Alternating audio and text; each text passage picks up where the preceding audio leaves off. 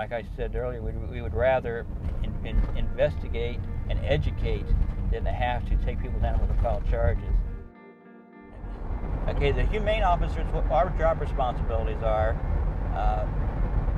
to respond to investigate complaints of animal cruelty, animal neglect, abandonment, and we also respond to seriously sick or injured animals.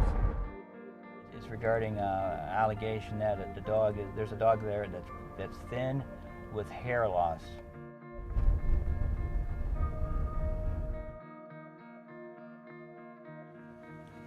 Years old.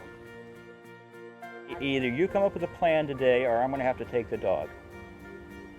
Okay, the definition of animal cruelty is allowing a dog to suffer when something can be remedied. The allegation was that there's a dog thin with hair loss. Actually, when we rolled up, there was actually the occupants, the residents of the house owned 3 dogs, and all 3 dogs had hair loss. One dog, an older dog, was severely matted with hair loss, plus severely emaciated.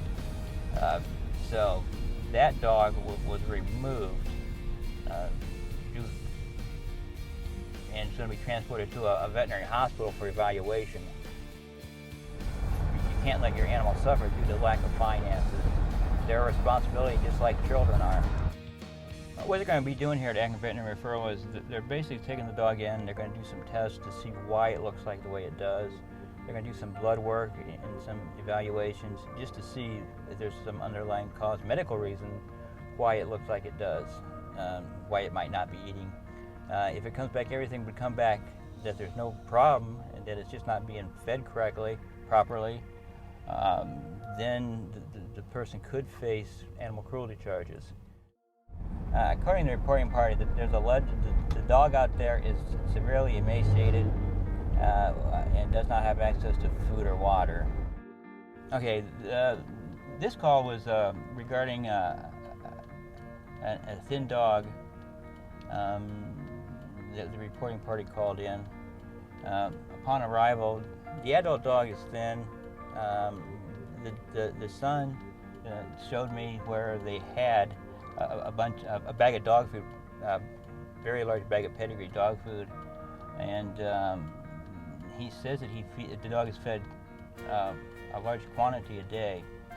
And the puppy, it was inside the residence. It was within normal limits.